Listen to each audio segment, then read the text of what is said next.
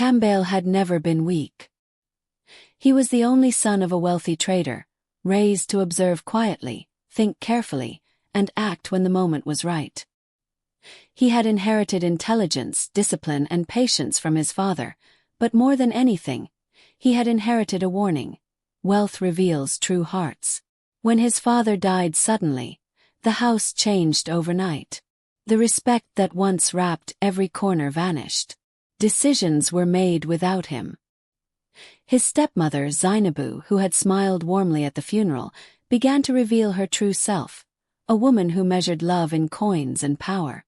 Her smiles became calculations, her kindness became control, and every word she spoke about the house or family carried an invisible question. How much will this benefit me? Campbell watched silently. He did not confront her. He did not argue. He remembered his father's words: test people with weakness, not with words. And he decided to act. He would pretend to be blind. First it was subtle. He stumbled when walking. He reached for objects and missed. He asked the servants to guide him. Zainabu laughed at first, dismissing it as clumsiness. But Campbell did not falter. He grew slower, quieter, dependent. Each day his performance became more convincing. Doctors were called. Specialists' eye charts, tests. He memorized every symptom, feigned every flaw, and soon the verdict came: progressive blindness. The house mourned his loss, but none mourned the truth. Campbell's eyesight was fine. His power was intact. The world he allowed them to see was a lie. Zainabu cried louder than anyone, wept over the meals, her hands trembling as if his blindness were a tragedy. Yet behind the tears was calculation. She did not realize that the wealth she believed she controlled was already secured elsewhere. Campbell had transferred accounts, properties, and businesses under trustworthy names. Every corner of the empire was hidden from her grasp, but Campbell was not revealing it yet. Not until he understood her completely. From that day, Campbell became invisible. He was moved to a smaller room. His meals were served late. Decisions were made in his presence but without him. Conversations stopped when he entered. He was treated like furniture. There but irrelevant. Zainabu began speaking freely in front of him, revealing the truth of her heart. "What use is a man who cannot see?" she said one evening at dinner. "Why must we waste money on someone who cannot contribute?" Campbell lowered his head, pretending confusion. "Am I useless?" he asked softly. Zainabu did not falter. "You are blind now. You cannot lead this house. You cannot protect wealth. We must think ahead." Silence filled the room. Campbell nodded slowly. Inside him a storm was forming. Over the following weeks, her cruelty escalated. She delayed his meals, reduced his medicine, mocked him when servants were around, and encouraged them to treat him carelessly. She even referred to him as "that blind boy," instead of using his name. Campbell watched and listened. Every word, every gesture, every laugh became a piece of the puzzle he was assembling. Then came the final insult. One afternoon, Zainabu spoke as if no one could hear him. "A blind man does not belong in this house. I have found a place for him. He will be safer there, and we will finally be free of his uselessness." Campbell's heart clenched, not in fear but in certainty. She was ready to discard him completely, and he would let her. He could have revealed the truth. He could have confronted her, demanded respect, reminded her of the wealth she coveted. But Campbell wanted more than revenge. He wanted the truth to shine without mercy. He wanted to see her act without restraint, to expose the depth of her greed, and to measure how far she would go when she believed she had power over him. That night, Campbell lay on his thin mattress, imagining the future. He would continue to act weak. He would accept her insults. He would allow her to plan his removal.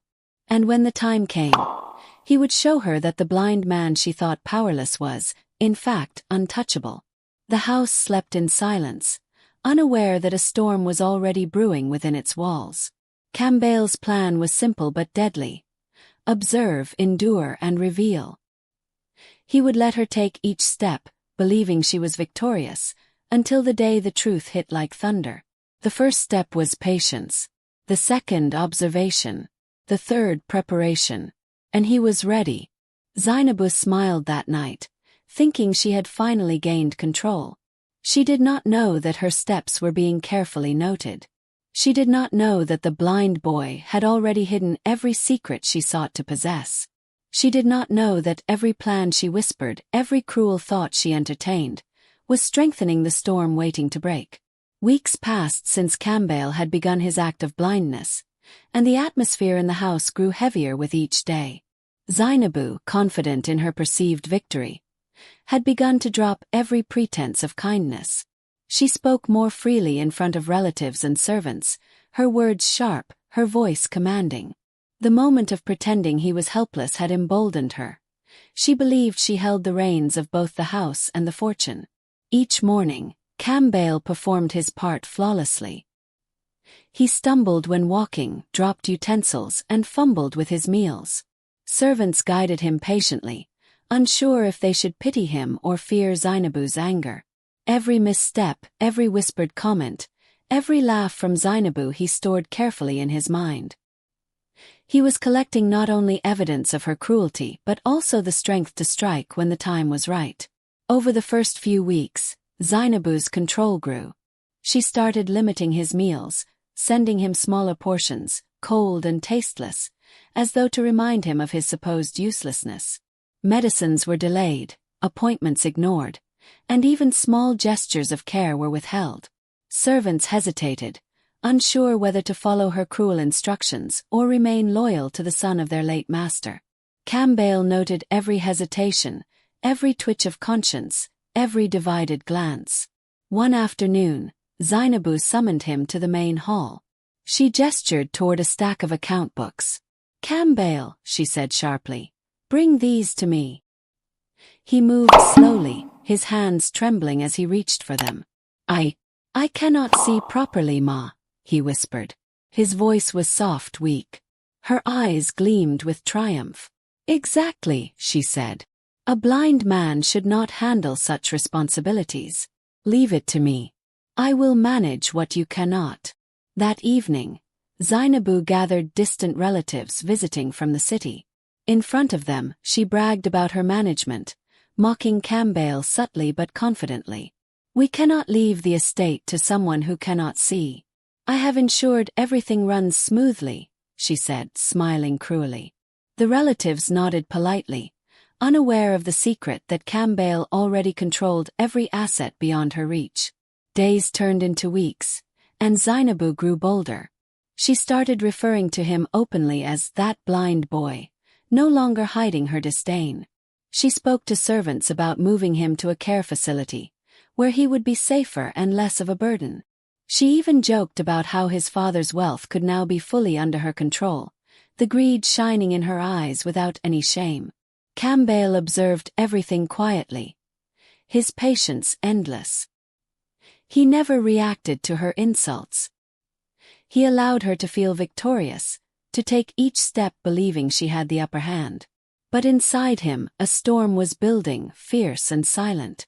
One night, after weeks of manipulation and preparation, Zainabu called the servants quietly. Her voice was sharp, her tone triumphant. "Tomorrow," she said, "we will move him out. A blind man does not belong in this house. Prepare everything. He will be gone by morning." The servants obeyed, some with hesitation, some with hidden guilt. Campbell heard it all. He did not panic. He did not argue. Instead, he nodded silently, feigning confusion and weakness, the perfect image of a powerless man. Over the next evening, Zainabu continued her petty humiliations. She delayed his dinner, criticized his every movement, and whispered insults meant only for him. "You are useless," she said casually. "Blindness has taken your place in this family. Soon you will be out of the way entirely." Campbell let her words wash over him, storing every syllable. He knew she believed the estate, the fortune, and even the house itself were hers to control. She had no idea he had already secured all his wealth, hidden it safely, and only needed the perfect moment to reveal the truth. By the end of the 3rd week, the house had changed completely. The servants treated him as a burden. Relatives saw him as fragile, dependent, and inconsequential. Zainabu walked through the halls with pride, fully confident in her victory. Every cruel word she spoke, every decision she made against him, only sharpened Cambail's resolve. And then the night before the planned removal, Cambail sat in the back room quietly, pretending to be asleep while listening to Zainabu boast about her success. She did not know he was fully aware, remembering every insult, every plan, every betrayal. She believes she has won, he thought. She does not know the storm she is about to face. That night ended with one final, devastating insult. Zainabu leaned close to a servant and whispered, thinking Cambail was asleep, "By tomorrow that blind boy will be gone. The estate will be mine entirely, and no one can stop me." Cambail's eyes, though pretending to be blind, glimmered with quiet fury. Every plan she had made, every betrayal she had committed, had been witnessed, catalogued, and stored. She had moved too fast, she had underestimated him completely, and her confidence would soon become her greatest weakness. Cambail's eyes, though pretending to be blind, glimmered with quiet fury. Every plan she had made, every betrayal she had committed, had been witnessed, catalogued, and stored. She had moved too fast, she had underestimated him completely, and her confidence would soon become her greatest weakness. Zainabu's knees weakened. Her face turned crimson. I didn't know. I thought." "You thought wrong," Cambail said coldly. "And you acted too quickly. You revealed your true self, Zainabu. You showed the world who you really are." The servants whispered nervously, realizing the truth. Some dared to speak. "Master, we knew she was cruel, but we feared." Cambail's gaze softened slightly. "You feared correctly. But now I have no need for fear. This house will run by those who are loyal, those who act with honesty, and those who serve with respect, not greed." Zainabu fell to the floor, tears streaming down her face, but no words could redeem her. She had underestimated him, betrayed him, and shown her heart to the wrong person. Cambail's patience and silence had revealed everything. He paused, letting the weight of the truth sink in. "This house, this estate, and everything I inherited from my father will remain with me. But you," he said, his voice firm, "will leave. You will face the consequences of your greed. And the world will remember your betrayal." Relatives whispered nervously. Some tried to intervene, but Cambail raised a hand. "Enough. This is a matter of justice, not debate." Servants began to act under his guidance. Zainabu was removed from the main rooms of the house. Her attempts to manipulate or control ended. The same walls where she plotted and schemed now witnessed her downfall. Cambail, standing tall, finally revealed a small smile, not of cruelty, but of triumph tempered with wisdom. He had learned the truth about those closest to him, and in doing so, he had proved that patience, observation, and strategy are stronger than rash anger. That evening, as the household settled into a new order, Cambail walked through the corridors, his eyes bright and unafraid. The servants greeted him respectfully. Relatives bowed their heads, humbled by his calm authority. And Zainabu, she sat alone, stripped of her power, finally understanding the consequences of a heart blinded by greed.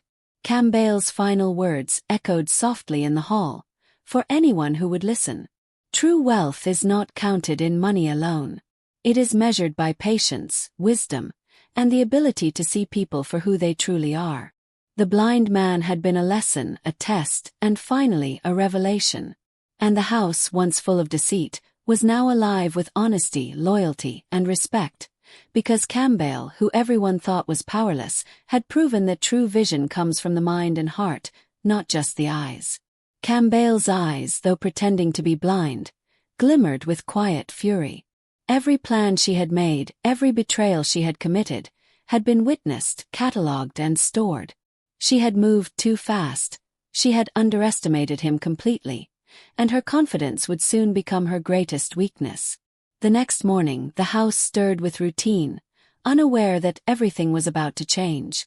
Servants prepared rooms, relatives whispered about the planned removal of the blind boy, and Zainabu walked proudly, believing herself in full control.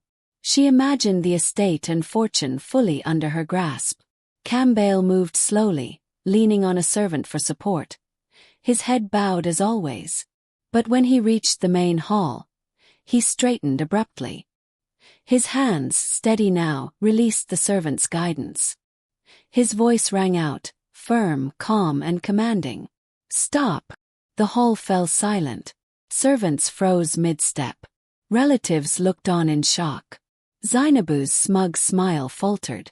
Campbell lifted his head, his eyes blazing. "I have not been blind," he declared. "I have seen everything. Every insult, every betrayal, every plan you made to discard me. You exposed your greed in front of everyone." Zainabu stumbled backward, her confidence crumbling. I thought." "You thought wrong," Campbell interrupted. "You assumed weakness where there was none. You assumed fear where there was patience. And you assumed control where there was only illusion." He raised a hand, and servants brought forward documents, contracts, and ledgers. "All that you believe to be yours is already beyond your reach. The businesses, the properties, the fortune, they are secure. You have no power here." Zainabu sank to her knees, tears streaming, realizing the full depth of her miscalculation. Relatives whispered nervously, their previous laughter replaced by fear and awe. The servants, once hesitant, now bowed respectfully, understanding that the man they had called blind had been the true master all along. Campbell continued, his voice steady, echoing in the hall. "This house, my father's legacy, is preserved not by fear or cruelty, but by wisdom, patience, and observation. And you, Zainabu, have shown your heart in full. Greed and deceit have no place here." Zainabu could not respond. Her power was gone, her schemes exposed, her arrogance shattered. The woman who had plotted to discard her stepson now sat powerless, humbled by the one she had sought to manipulate. Campbell turned to the servants and relatives. "Let this be a lesson. True strength is not measured by wealth or position, but by patience, by seeing clearly, and by understanding people for who they really are." The house, once heavy with deceit and fear, now breathed relief. Servants moved with dignity, relatives with respect, and Campbell walked through the halls, head held high, every step a testament to his wisdom and endurance. That evening, as the sun set over the estate, Campbell stood in the main hall, finally at peace. He had been tested, he had endured, and he had triumphed. Zainabu, stripped of power, learned the hard truth. Greed blinds more than any disease ever could. The blind man had seen everything, and in seeing, he had restored justice, honor, and balance to his father's house. And so, the story ends with a lesson that echoed through the halls of the estate. True sight comes not from the eyes, but from patience, wisdom, and the courage to observe the world as it truly is. Campbell had been blind only in the eyes of those who judged him too quickly, but in truth, he had never lost his vision at all. The house, and the legacy it held, was finally safe. And the blind man, once underestimated, once humiliated, stood victorious, a symbol of wisdom, justice, and the enduring strength of patience.